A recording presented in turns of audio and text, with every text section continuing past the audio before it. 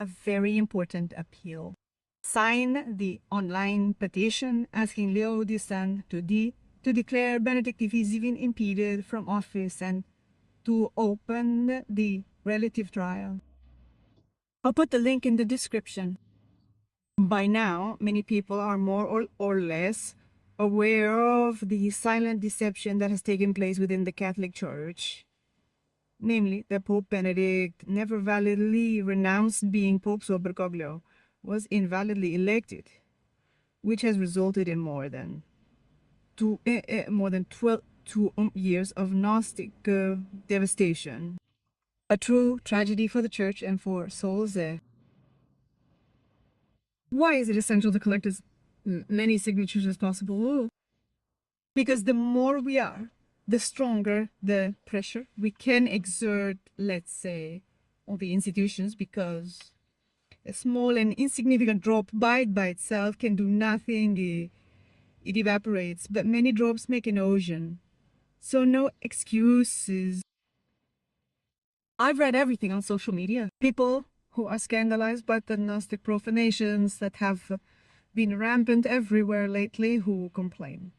But then when there is actually the possibility of doing something with minimal effort, a couple of clicks, to sign an online petition, who knows? They back out. I try to ask myself what all this difficulty, this reticence is due to. For some, I believe it is due to the fact that they feel a deep intolerance towards the author of the petition, Dr. Cionci, or towards some of his positions, especially those that have emerged recently after the death of Bergoglio and the election of Prevost. Some disagree with the position on the legal age of the sacraments, while others raise objections regarding the optimistic view that the doctor puts forward on the possibility that Leo could have been legitimately elected. But I will let you in on a secret. It is not necessary to agree with him 100% to sign his petitions. It is enough to agree, at least, on the fundamental issue that is the impedency of Benedict XV. But even if you didn't agree with that, it would be enough to be people who love the truth, who ask for and want the truth, who are ready to accept it, whatever it may be. Are you afraid of the truth? And this alternation between hope and doubt is not actually a torture of consciences that lacking authoritative guidance, for example, on the question of the sacraments, no longer know for sure what is the right thing to do. Do not sign for fear of suffering reprisals. Remember then that asking for and obtain any clarity is a right and duty of the faithful. Remember that Jesus says in Revelation that he does not approve of the conduct of the lukewarm, who will be vomited out of his mouth. Remember that he said, whoever wants to save his life will lose it, but whoever loses his life for my sake will save it. If today we do not have the courage to simply sign a petition that costs nothing, what will we do tomorrow if we are asked to shed our blood as it was for the first martyrs or for so many Christian martyrs even today?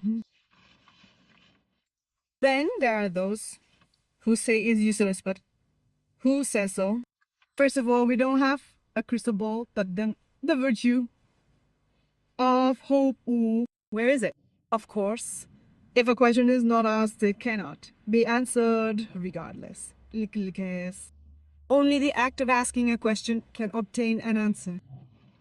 Signing is simple, fast, has no costs, and does not involve anything scary.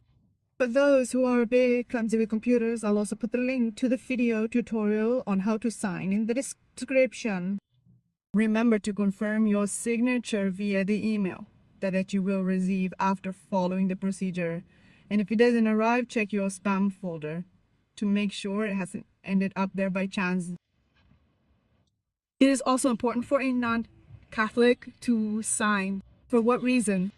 Because the ecclesiastical Freemasonry that seized Boccari in the Catholic Church through this white coup d'etat with a lesson from Bergoglio and that in recent years has held the papacy hostage is the spiritual expression of the evil that has now infiltrated and spread into all areas of society. Genderism, uncontrolled immigration, forced health treatments of a certain type, social control, the green agenda, etc. are all pieces of a mosaic, as are the profanations, affronts, and persecutions of Christianity and Catholicism in particular that are increasingly intensifying and that come from both both outside and inside the church. From its agnostic fringe that Pope Benedict XVI wanted to bring to the fore with his declaration in order to make it visible and recognizable in order to purify the church, and with the church the entire world. Let us not make his sacrifice useless. Let us stop the petitions. Thank you.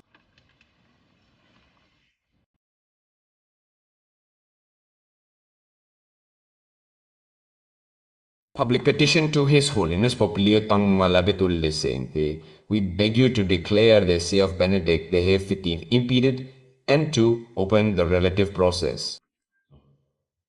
Holy Father, for 12 years a significant part of the people of God throughout the world has not had clear certainties about the legitimacy of the Supreme Pontiff, and the Church has never wanted to provide clear and definitive clarifications on the patron session between Pope Benedict XV and Francis. This silence persists despite the petition filed with the Secretary of State on November 8, 2023, which has collected 18,700 signatures over time. The entire situation causes enormous scandal and anguish for the faithful, with very serious repercussions for the lawfulness of the sacraments, not to mention the disorientation of many priests and the flourishing of ever-new schismatic movements. It is objective that the declaration of resignation of Pope Benedict XV did not comply with Canon 332, paragraph 2, due to his failure to pronounce the Monus Patrinum. This, according to Article 76-77 of the Constitution Universi Dominici Gregis, renders his resignation null and void, without any declaration being made in this regard. Furthermore, the original Latin text of the Declara has been modified, as is evident from a comparison between what was verbally pronounced by the Holy Father Benedict XV and the written version provided by the Secretariat of State at the time. Neither Cardinal Tassisio Bertone, then Secretary of State, nor Monsignor Giampiero Gloder, then coordinator of the final drafting of the pontifical texts, denied after an appropriate public petition having made changes to the original text of the declaration, as reported by Monsignor Jorgenswe and the journalist Peter Sewald. In 5 years of rigorous studies with a team of canonists, Latinists, church historians, and other professionals, we have established how Pope Benedict XV had declared on 11 February 2013 a recisio on his impeded see and the imminent usurpation of the Pitre, throne by a handful of cardinals. All this was filed with the Criminal Court of the Vatican City-State on 6 June 2024 in a petition accompanied by 2 subsequent editions dated 13 February and 11 November 2025. A summary of the work has already been made by public for some time, freely downloadable from this link. If you have already been made aware of these very serious facts, we implore you to declare as soon as possible and publicly the impediment of Benedict XV's see, and possibly also his impediment in continuation, and to have a public trial opened on the matter, considering that the preliminary investigations have already begun for some time.